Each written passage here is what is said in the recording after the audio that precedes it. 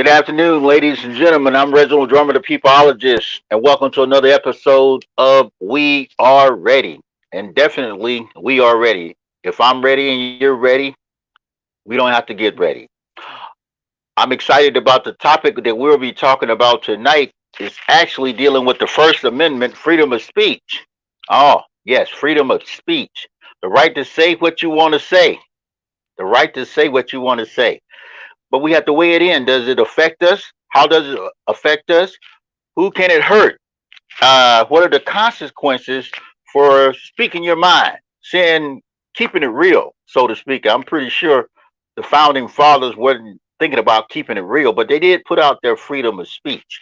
But this evening, I'm joined by an educational advocate, uh, a, a, a product of the community, a person and a man about representing an educator as well, but representing the people and speaking out for the people. Mr. Nathan Dyer, how you doing this evening, brother? Sept, how you feeling? Great, great, great. Got that audio on you. Yes, sir. I know you're always doing some powerful things out there, and you've Thank never you. been one that, uh, you know, just wasn't afraid to put out what he thought was on his mind that was relevant to himself, the family, and the community. But can you tell us some things about? Are you having some challenges out there with freedom of speech? I know you're working on some things, and you've been an advocate for the people. You've spoken up for kids and part of the educational system out here. But what's going on in your world when it comes down to freedom of speech? Are Hey, well, currently I'm on the Supreme Court, the United States Supreme Court docket as 21-213. I put together a writ of certiorari. Basically, I'm to contest the decision made in the lower courts. That would be the federal and the appellate courts. I'm suing the school district of Atlanta, where Atlanta Independent School System, but most people may know it as Atlanta Public Schools, for violation of my First Amendment rights, 14th Amendment rights. That's pretty much due process. And then, of course, slander, harassment, and discrimination. mm, Yeah. And it all comes from me having 2 minutes to speak. Now, I've been involved with advocacy for children around education. Oops, sorry about that. Since 2006. So okay, part of my tactics include, sorry about that, I create satirical flyers, okay, which is part of the First Amendment. The one that made national news, I had a superintendent at the time who's supposed black man, as a Ku Klux Klan member. And the reason I portrayed him in that manner is because he wanted to propose to close 13 schools, mainly in the black communities. But at the same mm, time, they were building a Taj Mahal basically for North Atlanta, which can be considered a white school. So that's inequitable within itself. But at the same time, in those schools that were proposed to be closed were in the midst of a million of $5.5 billion minimal as relates to okay, development. You don't close anything when development of that magnitude comes in. And part of that development was the Falcon Stadium, that's Arthur Blank. You had a $50 million Mims Park right by the school. But this is right. what you want to close. So, we'll be a fool, or I'd be a fool to just see this process go on and not speak up. So in that process, we had a bunch of protest rallies, of course, the satire, and then we participated in public comment, which allowed us to save at least, what was it? I say 8 out of 15 of those schools. Uh, Okay. After that, you think you're done, right? Then they want to come around and shut down the bus service to children who had to go to school within a mile and half a mile to a mile radius. Now, in most of Wow. our communities at that time, the sidewalks were bad. Stray dogs and Okay. pit bulls are running around. Some young people had been attacked. So we had to come out and again kick some ass on that. You know, I Okay. honestly say I kick ass for young people. And that's the way you have to be. You have to be fierce and unrelenting because they don't give our Right. black boys and girls anything. If anything, they Anything. take or make them struggle.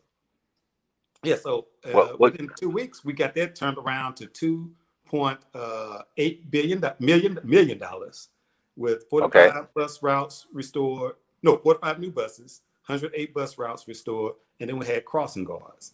So advocacy with a voice and some tooth can really make a change, Mm. and that's what our young people Well, deserve. right. Well, I can see, and I saw some of the, you really called some people out, but I can see the amount of participation. You're not willing. I mean, you're not shy from getting in the fight. You call some folk out. I'm talking about big money people. I saw some of the names that you were using, to describe some of the people. But that really segues us into what we're talking about tonight. So I can see the concern about our young people, Right. and I can see anytime you do anything to affect, especially education of our young people, especially black and brown people, you're gonna come to the forefront. Right. And recently we had a young man. Matter of fact, I think he's from Atlanta area, if I'm not mistaken. That made some comments about something like we can't say it on the air, but pretty much blank the children. Okay. Oh, we You can't know, say I what he don't. said. I don't think we can say what he said. We got freedom. But I don't know. But he said that word, that F word, Well, about the children.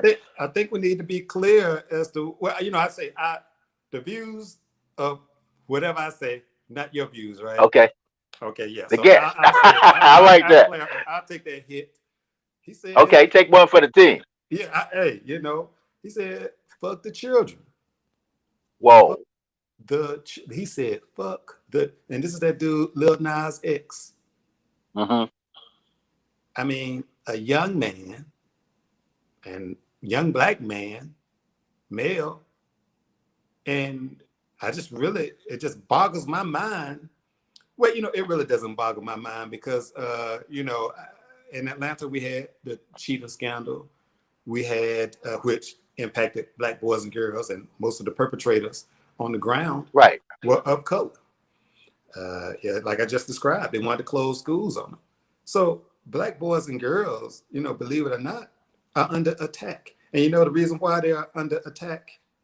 Because of the brilliance that they possess. Everybody Wow. seems like, except us, have a problem of understanding why we are under attack so much.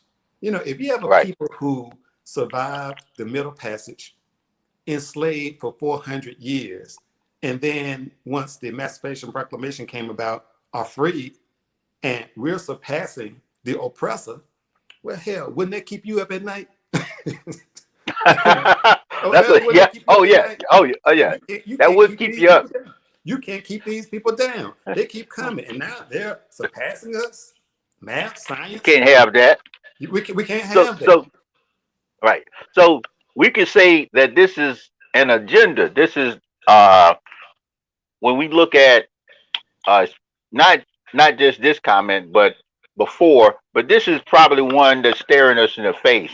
Uh when it comes down to people that that should be aware of our struggle, but somewhere in the system they've been played or puppeted into. It reminds me of what you said about the guy, the black man in the Klan robe. Right. You would think that these people would be more aware and more involved into the forward movement of black and brown people. These are people that look just like us. I don't know if we got that that clip, but I'm pretty sure our producer be able to upload Do you feel that. the pressure of? I see it all the time. Parents will be like, you have a responsibility because kids are watching. You hear that? Cardi B had that same problem, and Nicki had that same problem. Do you feel that same way? Like, I raise don't your own really. kids. I feel like I used to, but now it's just like so, like, fuck your kids. Not like fuck your kids. That's exactly what harsh. you just said. but like You just gave them another headline, Montero. Okay, what agenda is that? The fuck your kids agenda? It's like we really get one chance to do this, at least to my knowledge. I don't know like what happens when we die or whatnot. So it's like I'm not like about to pander to your kids or you. Like anybody, like even have to do this with my family members, you know, like because my family members may not always agree with what I'm doing, or like whoever I'm dating, like they may not agree. But it's like I honestly, really, truly want to live by, you know, this is our life. We get to do this shit. So fuck what anybody else has to really say about it, I guess. Okay, Yeah. so that's kind of crystal clear. When you think about when you think about this artist, It's sad, isn't it? Isn't it sad? it's sad, and especially at first, I hadn't seen some of his other work, especially when he was going into the schools talking to our young people. So Right. I'm like, okay, he has to know that what he says affects those young people. No, he doesn't You give a know, damn. He well, I doesn't mean, give a damn. yeah, evidently, Let's just be wow. clear. If you're gonna say fuck, if you fuck anything in the world, it's not gonna be a child. Those two things just don't go together. And you see, the Right. reason he was empowered to say those things, and this is my opinion, in his mind of inexperience, he's just thinking he's talking about black boys and girls. Because I guarantee you, if he was on a white set, he wouldn't say nothing like that. You get where I'm coming from? His mindset is, in his inexperience, years of inexperience, he's thinking that people can decipher what he's talking about. But Okay. he, in his mind, I guarantee you, white children does not come to mind. Wow. Think about it. He Well, said it so nonchalantly. yeah, we look at just following some of his accomplishment. Being a person of color in the country music genre. Okay, and at some point we were kind of upset. I remember people being a little upset because the country people didn't embrace him that well. Okay, But basically they just say he's a and nigga. What is this nigga coming in? With one of our you know, stars. I'm just right, gonna be clear. That's keeping it clear. So, let's keep it clear. well, so I'm pretty sure he wasn't talking about their kid, Bubba. No. Oh no, he's not talking about Bubba Leroy and all those people's children. And when we talk about freedom of speech, especially when I see a lot of our quote unquote entertainers, they're very selective about who they insult. Whether it be I don't see them going into a synagogue or places like that using the B word or saying what he said, blank the children. But we feel empowered, and you say, well, I'm just doing me, but you know when to do me. You know what I'm saying? These people are created and controlled. Whoa. You see, so when the puppet master has his hand up your butt, well, you don't tap and dance because, hey, life is good. Like the guy put in the Ku Klux Klan wrote, this guy was from Pennsylvania. I'm sure somewhere along the lines, during segregation, he had been called a nigger, but you become, rise through the ranks, become a corporate, what can I say? Figurehead? Manager. Is that a figure? Okay. Yeah. He was a figurehead. Yeah. Yeah. In the top chain. And you have an opportunity to lead a school of predominantly black boys and girls. And the first thing you want to do is close. But your business, you work for GM, all these places. Whoa. And your business acumen tells you first thing to do is close the schools. But see, I'm supposed to be, and people like us, we're not supposed to think on the level of how education balances out with development. See, when you have a successful school system, hey, people are ready to go all up in arms if you're trying to close a school, right? But see, in our communities, what do they tout? Failure. So we look like a fool if we're trying to say, keep our schools open, because they will say, oh, we're supporting failure. But nothing our young black boys and girls are far from anything close to failure. But you see, they Right. choose not to give them the proper and fair opportunities. And it's a certain amount of responsibility, not just from artists, but business people, politicians, people in the community. You would think that they would want the best for our children, the babies, the future. I always think about, I forgot what's the brother back in the day. Charles Barkley said, "I don't want to be a role model." You Which is know, stupid. well, that was a bad statement, but he didn't just come out and just say blatant, just blank all your kids.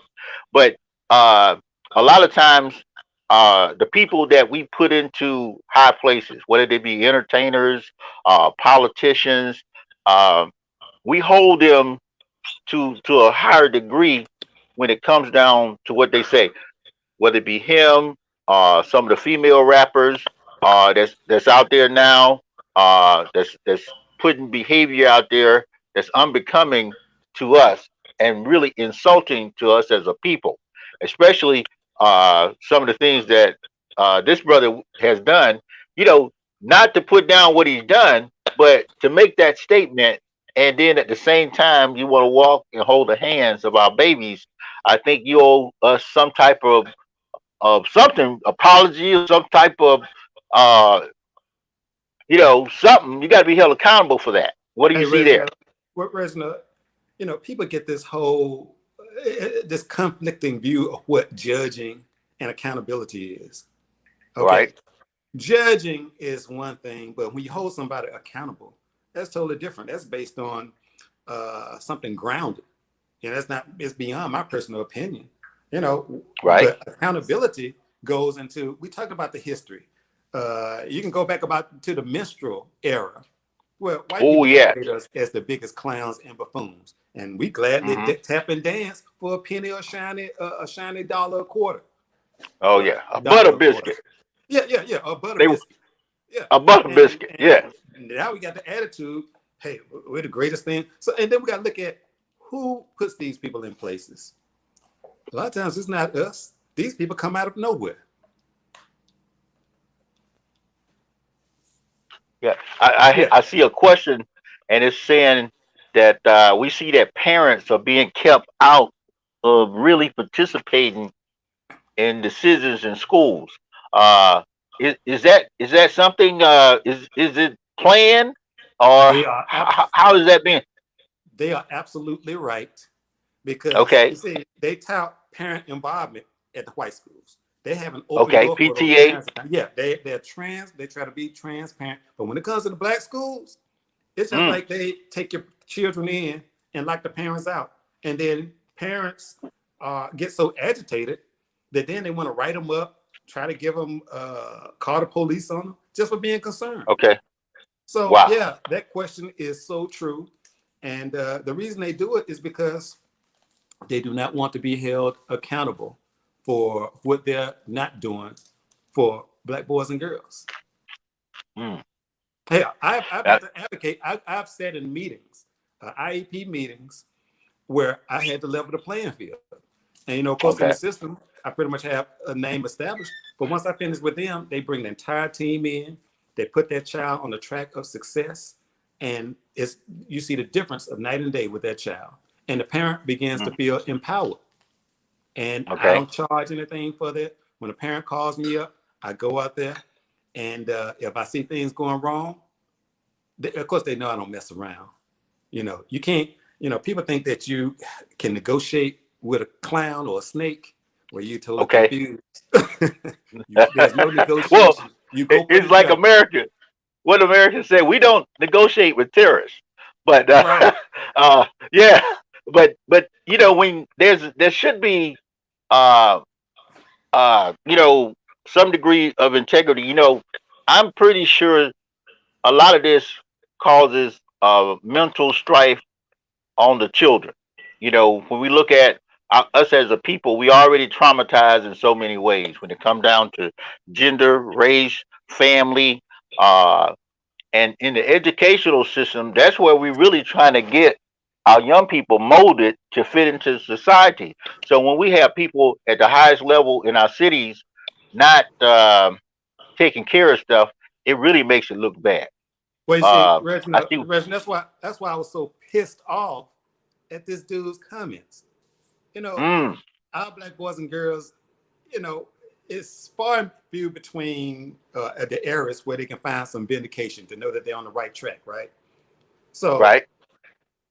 like I said, we already talked about the schools and how they want to mistreat black boys and girls. Who knows what's going on at the homes? You know, there are varying degrees Ah, of that, and it's not just low income; it's all the incomes. But right. for and I'll be nice on this. He's a young man, so I'm not gonna bash him Okay. like he would normally do. He's a Okay. young man. I believe he can grow from this experience. Right. But you know, he's in the limelight. To say that you don't care about the children, you're not doing things to cater to them. Well, who are you catering to? You Mm, know, the puppet master that wants you to destroy that generation. So that really says a lot about him and his and how to go to his upbringing, because evidently his father is in line with him, and that's okay. unacceptable. That's unacceptable. You know, Well, I just say this. and it's. I just say one back in the day, it was a Hmm. Ku Klux Klan, a group of people that were out to destroy us, right?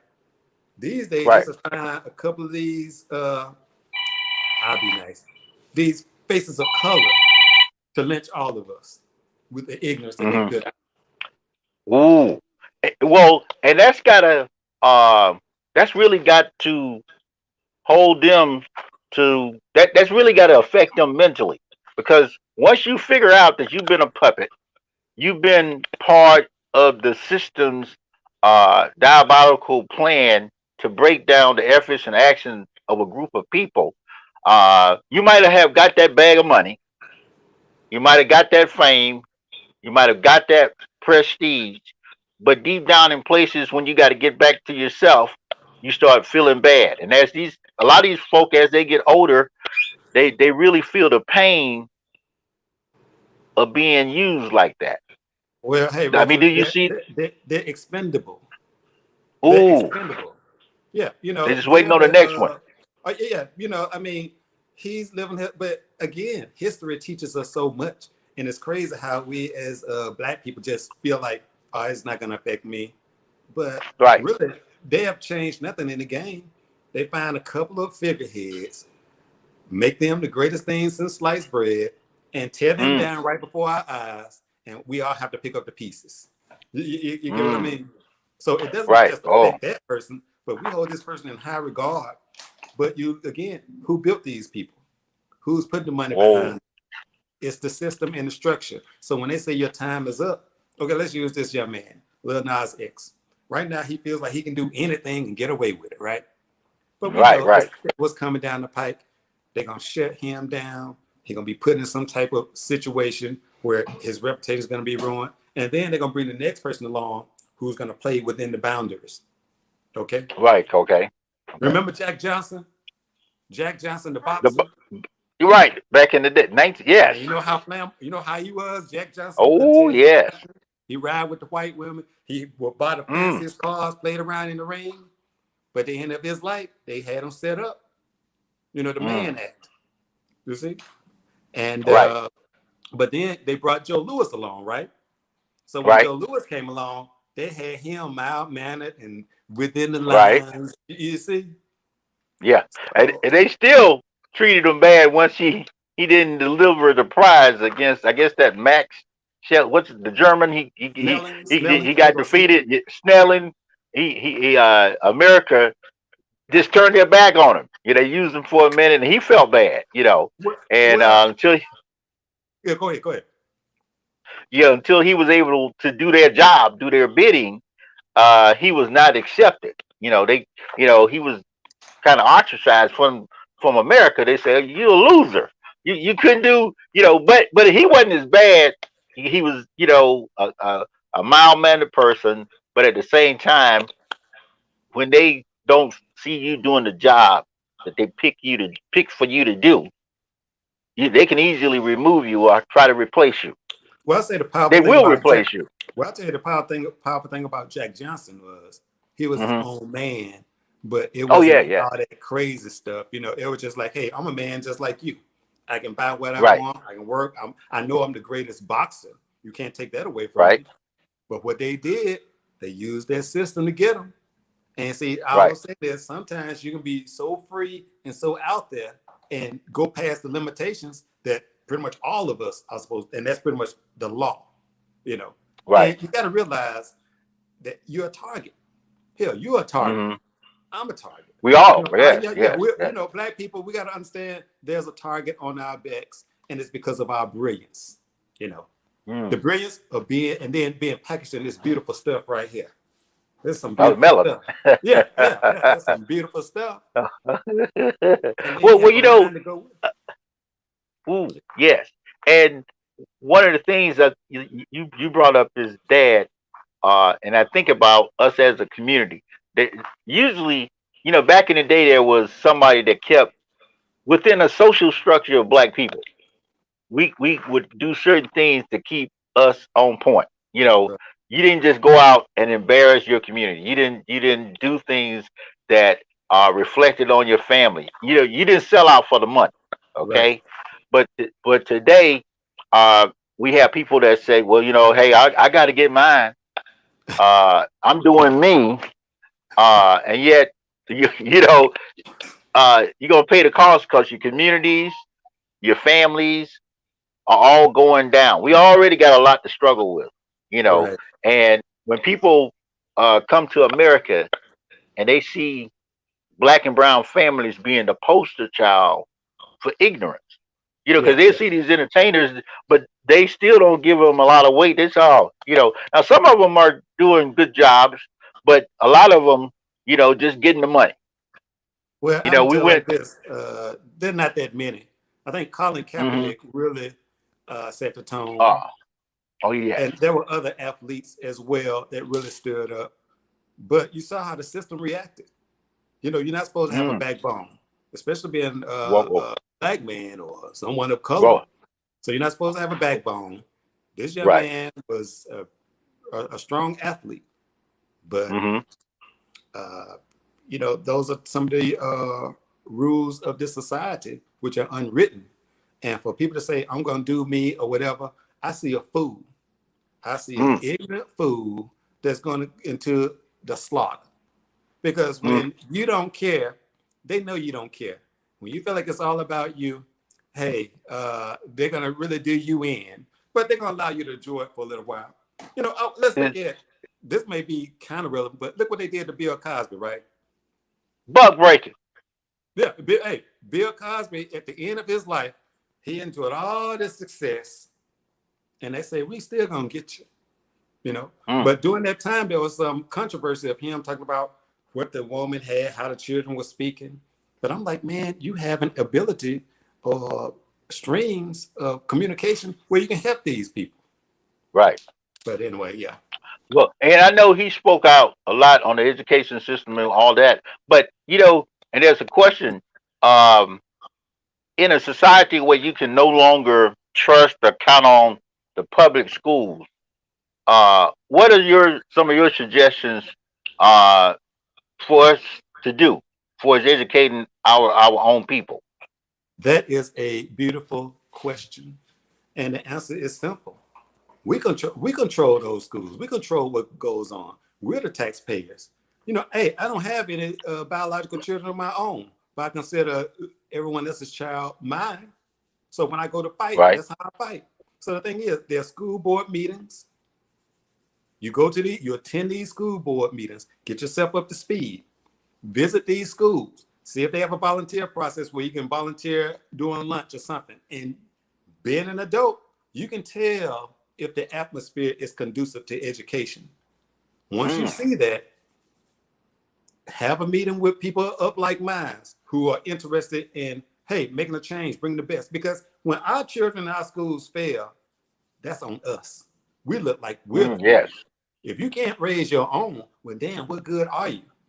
So the thing is, we Mm. have plenty of professionals out there with backgrounds with auditing, or hell, even just working in a plant. Don't be intimidated by these schools with their 5-letter words and all this these acronyms. You know, tell them Okay. talk straight. And when you get them to talk straight, you'll find that it's a bunch of bull. So I say, Mm. attend the board meetings faithfully. They'll have a time. They probably stream those now. Look at your schools, figure out the process, and see if that's in the best interest. And everything else comes to you. Because I'll say this and I finish with this.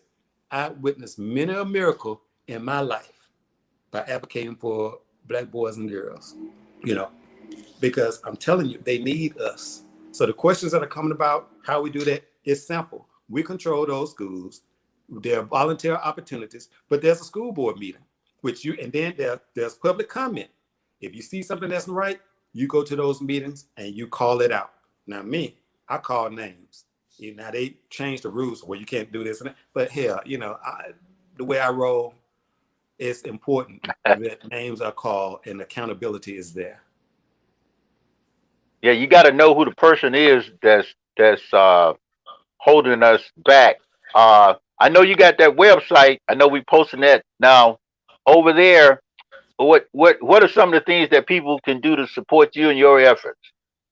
Hey, well, I would say I will be adding some additional features to this site. The site is called Unnigged, and that's basically just destroying ignorance, especially around education and in any other facets.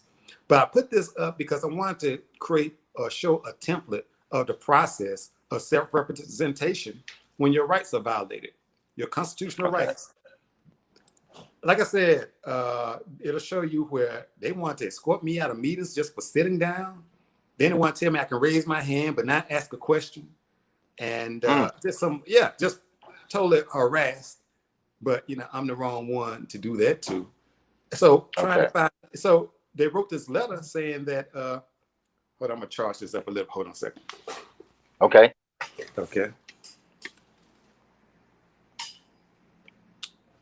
Yeah, so they had given me a suspension letter, which stated, not only are you not allowed to set foot on any property, Atlanta Public Schools, you're not allowed to communicate with any employee, staff member, or board member. Wow.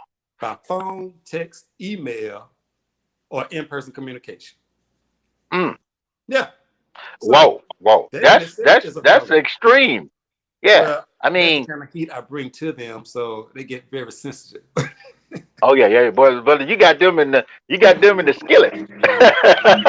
But but here's the thing, Reginal. Okay. They even fabricated evidence in federal and appellate court. And wow. that those two courts overlooked that and targeted me, saying that I'm being disruptive in a meeting when I've been doing that since 2006. I've been participating in these public comment since 2006. Always end on time. So how am I being disruptive by just pointing out what's going on? They even said the word "unnigged" is derogatory. That's a word I created. Okay. Wow. So, and here's the sad part, Reginald. I tried to find an attorney. Nobody would take the case. And you know what I found out? These attorneys are in cahoots. The law firm that I'm going against, and I'll tell the name, Nelson, Mullins, Riley, and Scarborough. They're a 100-year-old law firm in Atlanta. So if you're part of the state bar and you're a small fish, who would you like to work for? Wow. Right. So these judges, I wasn't surprised when they found in favor of APS, especially because they did not follow the law. Whenever I fight, I'm going to do research. I'm going to know the laws, the ins and outs, and I'm going to push it to the extreme and the boundaries. But I'm not going to go over so that they can get me. Right. Why fight at all if you set yourself up for failure? So they did not count on me taking this to the Supreme Court. And I'm about to tell you, I have no legal background experience or anything, but hell, I can read and comprehend. And I have the heart and kick ass, especially for children. Right. Well, and we commend you, brother. We know your journey is something that's always out, and you're always out there helping the people, being a voice for the voiceless.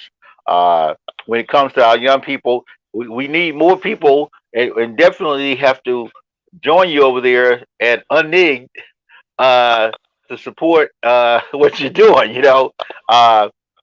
We look at all this stuff, and I know in Atlanta they've got all the school board members are up for re-election. Right. That's coming up, I think, in November. Uh, and that's going to put us in a position of a lot of different things. But uh, are you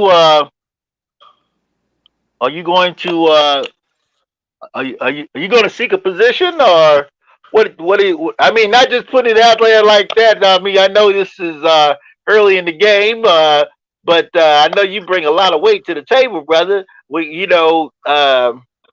Um, you could definitely. Is it better for you to be on the outside doing what you're doing, or do you see an advantage of being in there on that board or whatever? Well, I'll put it like this, Reginald. I would never, ever run for political office because, I'm just not that type. But I do believe that if you're going to talk the talk, you might as well get in and walk the walk. So I did ride. I tried twice. And every time I ran, I had the billionaires of Arthur Blank, the Sam Massels, the former mayor of Atlanta, the Gianellis, all these people who don't live in our community, put thousands of dollars again to anyone who ran, who was in the race. Yeah, and I wow, say this, big money. I found out, man, elections can be rigged. Yeah, I did find that out. And the reason I say that, because you see, had I gotten in, there'd been a whole different type of story as it relates to the failure and success of young people. That language would never be used. That's first and foremost. But I would have kept those black schools open, and so that our black boys and girls can benefit from the gentrification. You're closing schools around a $50 million park. A school that has access to the Georgia Aquarium, the Ferris wheel, the World of Coke, all these things that tourists around the world want, but you want to close it on our boys and girls? So you see, that's a problem. Yeah. But, and I know that this is Atlanta, but I see this throughout the country. There seems to be, when it comes down to closing schools, even in my hometown, the elementary schools, when I was growing up, we had, I think, really within a 10-mile radius, we had about 10 elementary schools. Okay, 10 of them. Right. Today, and I know the population has changed, and and that's a town of less than 100 people, but I had to regroup. We only got one. I don't think we got one elementary school. They got a middle school. They closed the high school, but it's as though in the black communities, whether it's Chicago, Detroit, New Jersey, New York, wherever you go, they're phasing out neighborhood schools where other communities get neighborhood schools. When in the metro area, when I go out to Gwinnett County, look like they building a school. If they build a neighborhood, they building a school, and they building a library. On the north side, when you look at Alpharetta, what's those places? Jones Creek,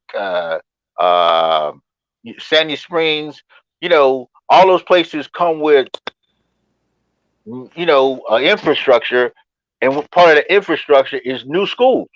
But yet, yeah, go ahead. But I see that. I mean, do you see that pattern in other places? Maybe this thing is bigger than just Atlanta. Did you see it in other places as well? Well, here's the commonality, or the theme of it. Those schools, I'm just gonna say white schools, have consistency, and their learning isn't disruptive. Let's go to the Sandy Hook situation, right? Remember when they had the shooting at their school? Right. But they didn't want to disrupt the children's learning. But what they did, they tore that school down and rebuilt it, right? Right, yes. All for the sake of keeping some normalcy for the children's quality of education, okay? But in our communities, they don't give a damn. They're like, we don't care. In 10 schools, we're going to merge them, put them together, lump them together. We don't care about the territorial lines and expect some level of success from that. Oh. We have to be more sensitive to any conversation of school closures, mergers, or anything, because two Right. things you do not, how can I say, disrupt the consistency of, that's senior citizens and children. You see, if anybody needs some Right. stability, those are the two that whose lives you don't disrupt. They Because need it most. the change can be impactful. Oh yeah, and you made me think about something, and I had to really I'm rethinking as we speak. They close a lot of schools down, but they open more churches. You said more churches or prisons? You're right, churches. Well, also that, you know, but you know, in I'm just thinking and look at the area, and I see a comment here that says all entertainers have a responsibility to our kids. That's so true. Yes, But definitely you agree. know, we built more churches, but we let the schools disappear in our neighborhoods. And when the schools started to disappear, you know, when a school is no longer in a neighborhood, everything goes down. Property value goes down, road construction goes down. Uh, the it just affects everything. When you don't see a school or a library within 10 miles, I can rest assured that neighborhood is a blighted area. Well, you see, let's look at areas in Atlanta, Hmm. predominantly black areas. You see, before Right. they remove the school, they have to label the school failing. Okay, Okay. so that beats the Test community. scores and everything. Their scores, all that. So how's a community to hold its head up when its future generation is labeled failure? Okay, so Okay. that casts a shadow over the community. So when they close the school, it makes it vulnerable for takeover. And let's say the common term now is gentrification. You know, Right. Oh, exactly. see, if the school was successful, it would attract businesses, right? But you see, you Hmm. can't have that in the black communities because they don't want that level of stability. Mm. When you have Wow. stability, when you have stability in a black community based on schools and education, that's why I mentioned earlier to the viewer who said, how do we get involved? It's by participating, making sure our children have the best, not no compared to whoever somebody across the street has. Our children deserve the Right. best on a worldwide level. And that's the mindset that Right. we need to have. So when we focus on that, our communities are protected. Everything is stabilized, even our home life. Okay. Yeah. Okay. And then I I guarantee you think. this, then the taxes will be maintained. So you're not booted out of your own community. Oh, right. Right. Right. I think we got a clip that we're going to show to people. Okay. Uh, if our producer can upload it. Uh, and I think Yeah, that's that was in one there. of the rallies we had Many of during the these parents CRCT. don't trust board members and do not believe their decisions are based on the needs of students. These people aren't listening, but they are listening to big business and gentrification. So it's about development. They're using young black boys and girls as scapegoats for failure so they can usher in the new population. I was doing an interview at Whoa. that time. Yeah. Okay. Okay. Yeah. Yeah. I saw that picture behind you, brother. You know what? I know you're an artist too. You know what? Now, this ain't is drummers always got to throw something in there. One thing I learned: don't never mess with somebody that can draw. Hey, I would agree with Because that. I would agree. yeah, oh yeah. Just I always anyway. Because I was looking at I think you had I think that's the school superintendent. I don't know, can I repeat it? But I, I forgot what you had her in. She was you called her Falcon or Oh something. yeah, yeah. I said Yeah, this that brother, was but you got to put you're a cartoonist. That's part of it's freedom of satire. speech. It's satire. That's Satire, the spirit right? of the First Yes, Amendment. And these are yes, people in public domain. So yes. again, I just want to educate the community that when somebody in political position, is not meeting your needs, where of course Right. there's protests, Right. marching with signs, but you can't do that alone. The reason I do the satire Right. because I like to capture the history. I put down the facts of the situation, so that's concrete. Hmm. That's concrete. Whoa. And then I put them in embarrassing situations to where, Yeah. hey, and it goes across the globe because people don't, when And, they're on the payroll of the puppet master, they don't give a damn about what black thinks. So what I found is you have to hit them where the ego sits. okay. Yeah, and say that keeps them up And at night. imaging. Okay, that keep them up at night Yeah, because yeah. And see, here's the imaging. thing. Hey, Reginal, here's the other part of it. See, like I said, in my case that they want to use against me, Right. it's like a psychological warfare where if you're in a building and you're the top person in your building and somebody's laughing over in the corner, you don't know if they're laughing at you because of the flyer or just laughing at their own conversation, right? Right. Okay. Yeah. Okay. Yeah, you Ah. get what I'm saying? Oh. So Right. satire Right. goes Well. a long way in making a difference. Okay. One of the questions coming from our audience, going again, how can we counteract negative images and culture impact on our children? Oh, now Uh, that's a beautiful question. How can we counter? okay. We have to produce. We have to produce it. Mhm. At this point in time, Okay. we're allowing the negative to override us. And Hmm. hey, these people have freedom of speech and all, but we have the freedom to create Right. and produce positive stuff. And I think we can, hey, go to war with it. And people have a Okay. balanced take. Because Reginald, when we were coming up, there was Luke, there was You right. the Yeah. X Clan, there was Gil Scott, there was Public Enemy. We had a Yeah. balance. We had a balance so we Right. could groove and group. But now we're inundated with just one side. So we Right. counteract it by using our talents in the building. I know a young lady right now who's has a song that's very positive, is real deal, but that's what we have to support.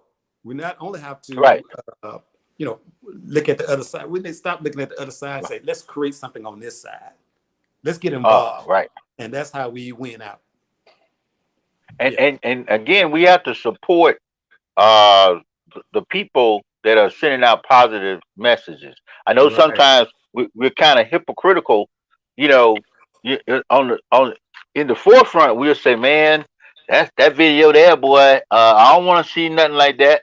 But deep down, when we get a chance, we're gonna either look at it, click on it, share it, and that's gonna help their numbers go up. That's gonna help them make more money. In other communities, if you say something against what they're doing, they will shut you down. And they do that either not spending money with you. Now that's something that we can do if someone like Lil Nas continue to make statement and doesn't apologize to the black and brown people, not just with his verbal, but with some money. You Yeah. know, we have to hold him Well, accountable because go ahead. Go ahead. because he's not going to do that if he insults people in the Jewish community. He says something about a synagogue or temple or any of those kids, they gonna put them in check. We've seen that with entertainers. They backtrack. They Hey, start pulling back. let's go to this the other the Lil Baby, right? Oh, The little Lil baby, Baby. yeah. Yeah, the Oh, Lil Baby yeah. came I out and forgot. said something about if AIDS with the gays and the gay community were up in arms. But yet Yeah, this they shut guy's him down. out bashing and murder basically black on black crime. Just to break it Yeah, down. yeah. True. Some stuff to women, mainly of color. But when it comes Right. down to the gay community, whites, Jews, these people bow down and have seen Jesus. Oh, okay. Well, Give me a Jesus. well, Let me apologize. well, Let me repent. yes. Anything black goes. So you see, the thing is, Yeah. that's self-degradation, no Mm. love for self, and total disrespect. But we're supposed to protect them. How do you protect Mm. something that wants to destroy you. And then when somebody else who's not in the audience gets an earshot or something offensive to them, they run all out of the community to say, please forgive me. That's a fool. Oh yeah. And you know, we have to, like I said, at some point, we have to hold people in our communities accountable. If someone in other communities, I don't care if you look in the Asian community, I don't see anybody just coming out saying nothing, you know, especially here in America, negative about their people, Indian community, But you know, whatever community. I will say this, Reginald. Hmm. There's this group, this band called the Slants. Okay. And it's a Okay. case that I use, Mattel versus Tam, in my Supreme Court Okay. case. Well, I use it throughout from, but the case dealt with trademark, um, a trademark situation. Okay. The trademark and patent office felt like it was offensive to the Asian community, right? But the Hmm. Slants felt like we're changing the term into a positive. You know, they're trying to put a new light on it. So they wound up winning Okay. their case in the Supreme Court because that was their freedom of choice. But to your point, Okay. they didn't create it to be offensive to their own people. You see People. what I Right. mean? Right. They Right. want to put a Yeah. spin on it. In our community, Mm. you know, it's hot if you saying, I'm gonna bash this nigga, I got more Right. money than you, nigga, this and would Right. that have gotten us out of slavery? Would that type of language and No. content Oh gotten no. us No. No. through the middle Well. passage? Well. You know, What's so what it they really, call it? where's the strength? Yeah. There's no strength, We've got. there's no focus. Well, you know, we always talk about mental health, mind, body, and spirit. But as a people, uh, we definitely have been traumatized. When you look at, I mean, if if you laid any black person on a couch for a long, extensive period of time, you will find some. I mean, white people as well, others as well. But we've got a lot or more that's dealing with how we feel about ourselves. You know, other people, you know, might have a negative view of other people, but we got a negative view of ourselves, me, myself, and I, and you know, anybody that looks like us, breathes like us, think like us, and But that's you got see, to be, uh, no, I that's was just got gonna to say be, to your yeah, point, that's some type of syndrome. to your point, Reginald, Uh, the world sees us better than we see ourselves. mm, And what I mean by that is they know our brilliance, they know our genius. You know, look at this right. country. If black people did not participate in the Olympics and competed with other countries versus US, Oh yeah. this country would have no medals, right? Few and far in between. Right. Right. Let's look at the Right. intellect, the inventions, our rhythm, our groove. We have to Mm-hmm. wake up and embrace the brilliance that we possess, you know, the light that Mm. we bring to the situation. But, you know, again, when you just, the system constantly crunches us, it's hard to look and see the Right. positive. But I Well, believe we and need to start looking at that. mhm. uh, I wanted to give Miss Taylor. She's chiming in and putting some good questions out there. You know, and thank you for joining us this evening, Evangelist Lucy Taylor. I know you're asking, how can we bring back or create some programs uh, in the area that can, uh, you know, that can really empower our people. You know, uh, I always think about the CETA program back in the day. That was a summer type job program, educational program, and a lot of the programs that helped black and brown communities were phased out in the 80s under the Reagan administration, and a lot of those programs were not brought back.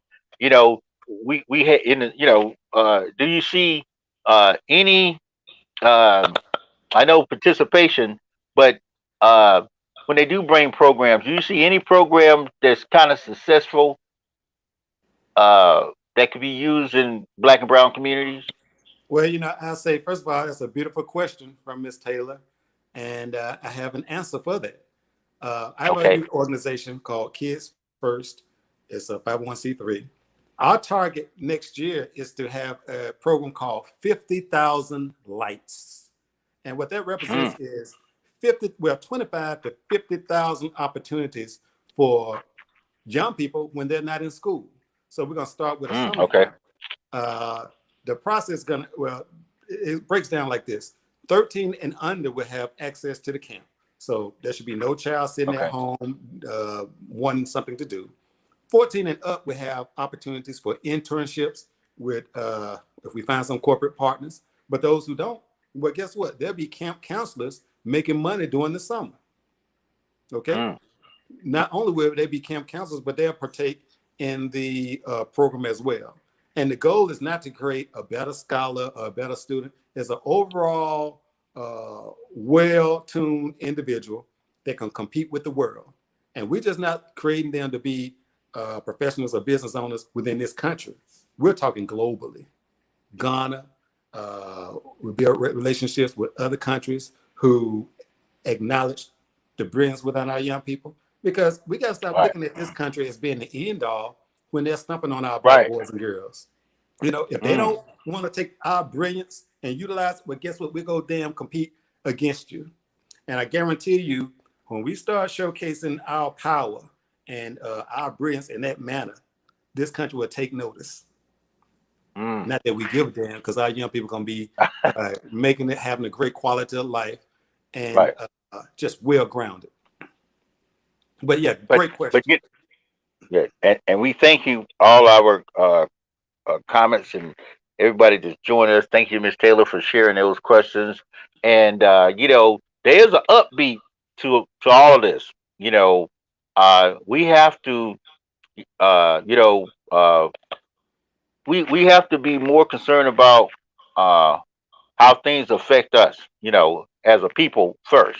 You know, when you look at sometimes negative comments and conversations, and you have to ask yourself sometimes, you know, take color out and put somebody else in there, will we be having this conversation? You know, let's see. One other thing. What priorities for people that's coming up, that's running for Atlanta's public school board? What type of priorities do you think people should consider when they choosing a candidate for the school board? Is that a good one? That's another great question. Another great question. And the answer is this: equity. Equity. There's an imbalance of resources.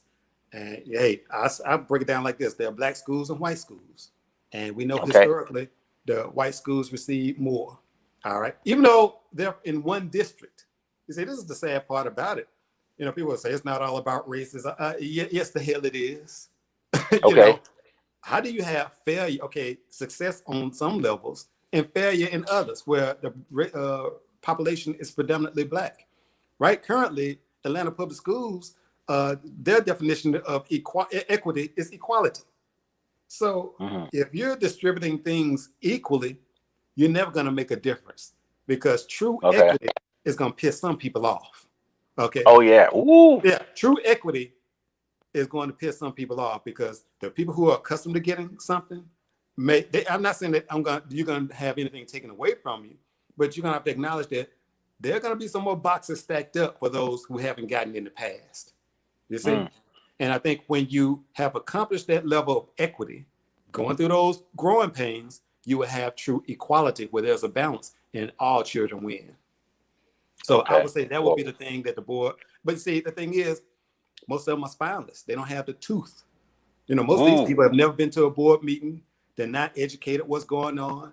And they think by, you know, it's just like this type of mindset. You get invited to a mansion, your mind is blown, so you don't even speak back anymore. They got caught up. Okay. Ooh. Hey. Oh man.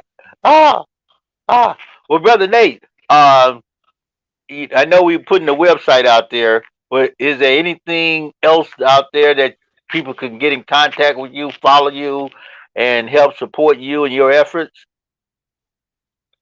Well, yeah, my youth organization, I'm still developing the website, but I do, we've been around for a while, but it's time to revamp. So I do have something up. It's kidsfirst.pro. That's KIDSFIRSTPRO. Kidsfirst.pro. Like I said, the big initiative that we're putting together is the 50,000 lights. It's going to really take a great deal of support. You're looking at 10 weeks and just say 50,000 kids. That's basically $100 million budget. But with that type of budget, the children are going to get the world. You understand? Travel abroad, all of those types of things. And once it's successful here, and hey, I have some parents who are from Ghana. They're like, hey, maybe we take, if Atlanta or whatever doesn't feel it, or we can't start it here in the States, or we may have to start abroad. But my goal is to start here. I don't care what the number is. It's not going to start off 50,000 initially. You know, so what we start off with, these young people are going to have the greatest experience. I don't play. You know, people tell me, well, you know, I've been a part of a daycare for 13 years, so I have 7 kids. I don't give a damn. I have a high level of expectations when we work with young people. You know, it's not mediocre. We're going to pay attention. They're going to know that they're loved and supported. Now, we're going to give them the real deal and the truth. And discipline is a big part of it. But when we did the summer feeding program, and I told the people on staff, I don't care if the baby's coming up in a diaper, they're sore, and one sock. That's a young king or queen. And you're going to treat them that way. Right, okay. And if you can't deal with it, you're not going to last long.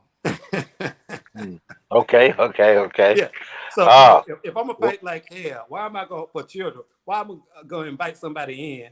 This, you know, like a lot of these programs, like the YMCAs and board, just have them run up and down the court all day. Nah. Okay. That's And we, you know, in closing this evening, we definitely appreciate you and your insight, the wisdom and knowledge, and everything that you share, and your hard fighting in the streets. Well, we also encourage people out there to pay attention and start supporting people that support us.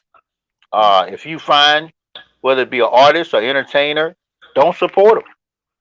Don't, you know, because in the long run, if they might look like us, they might appear to be in the same boat with you, but if they putting holes in the boat, they got to go.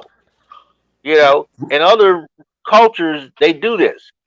If you're not helping them with their forward movement, and we have to police our people, hold them accountable, and I think there should be some backlash against anyone that impedes the forward movement of Black and brown people, coming from the people themselves, the Black and brown people.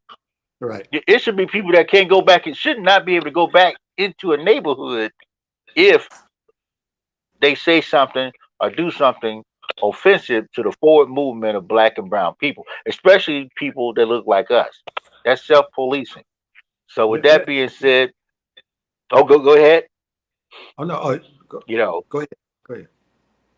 But that's part of thinking ain't illegal yet. Go ahead, Nate. I was just gonna say that history shows us that we can't be complacent in allowing ignorance to supersede brilliance.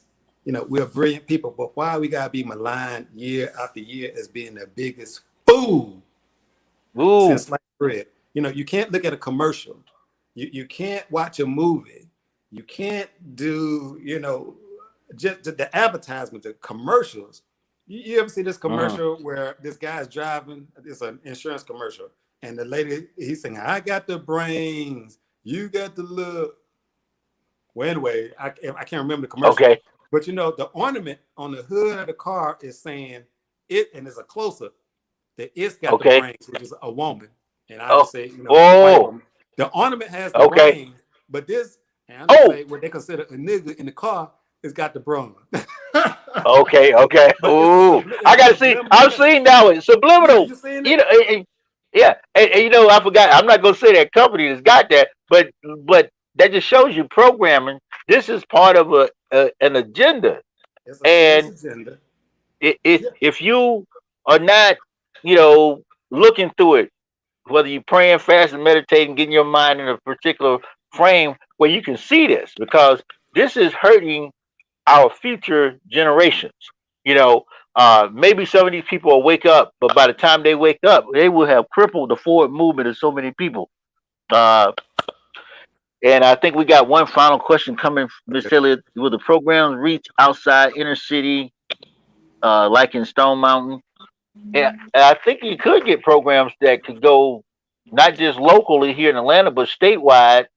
And and you just have to get more involved. And I see no reason why these programs can't extend beyond the city limits of Atlanta. I know we're talking about Atlanta, but the Cab, Stone Mountain, this whole metro, the whole Georgia area Well, is I think she's talking under about the attack. 50. I think she's talking about my 50,000 lights program. Oh, You okay, know, okay. yeah, Go yeah. ahead. Let So her yeah, know. my answer to that is yes. Stone Mountain is welcomed. Like I said, we're gonna be dealing with a budget, of course. That's gonna be worked on right now, building up to the process. You can contact me. I think I have my number on the Kids First. Shoot, I give it out. Or should yeah, Okay. I give it out. My number is Go ahead. 404-964-6427. And that's 404-964-6427. So the goal is to really cater to Stone Mountain, but create a map where we have to do a pickup. We're going maybe around the 285 perimeter. We're still looking for a location. Now the location is key. Okay. And like I said, initially it might not be 50,000 or 25, but shoot, if you're dealing with 2,000 children, and I talked to a person at the school system, I do have some allies within Atlanta Public Schools. Okay. Okay. Hello. All right. Respect the real deal. But they said a building like a North Atlanta would be ideal for a capacity of 2,000. But like I Okay. said, we're going to use government programs or whatever to help subsidize student attendance because some parents are not going to be able to afford it. Those who can't afford it, we'll put scholarships in place, private or corporate if they're willing. But we want it accessible to all children parents who can afford it, great. Maybe they want to sponsor Right. another, but it's not going to be the type of thing where we're going to cut it off. Okay. My belief is when you create, and why we're doing it now and it hasn't been done before, that's mind-boggling. But the goal is when you have a population of young people congregated together and you're building community, you have to communicate with each other, you're having each one of them to see the brilliance in each other because they're hands-on, not just Right. careers, but technical, trade, all of these takes Everything. things. Right. They're going to recognize when something ignorant is in front of them. But see, currently in the school system, they don't get to see each other as a star. They don't get to Okay. see, it's Got to competitive, change like, that. oh, if you're smart, we don't like you. So we're going to change that paradigm where being smart is where you want to be.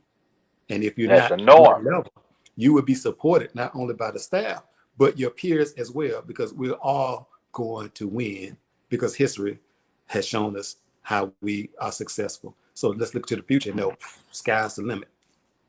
Oh yes, yes. Yeah, And for everybody out there, let's stay ready. That way we won't have to get ready. Accountability in our neighborhoods, in our families, in our communities.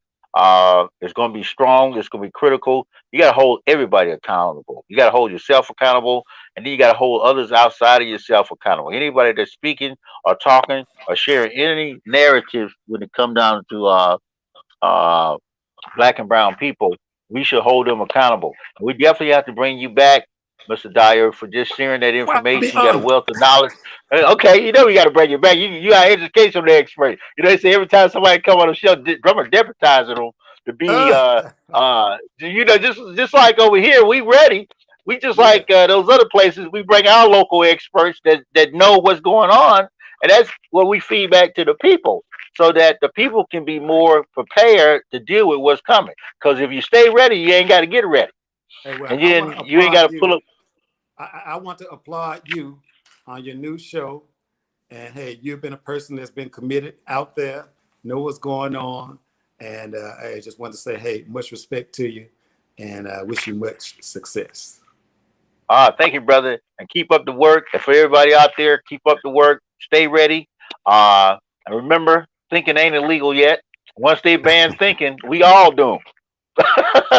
So stay alert and like, share, and tag this with your friends because we need a lot of work and we need to hold people accountable in our community. So thank you for what you've done, Nate, and thanks for everybody. Thanks for all the callers and people that checked in. Ms. Taylor, appreciate you sharing those good things. I know you out there in Stone Mountain putting it in. Thank for our award-winning producer, Miss Adrian Coleman, for out here just putting it in, making us look good, feel good, and show up in good time and good spirit. And we'll see you next week, same back channel, same back time. And remember, the secret of walking on water is knowing where the rocks are. As long as you know where those rocks are, you won't fall in. Don't let them trick you. So good night. Kids first.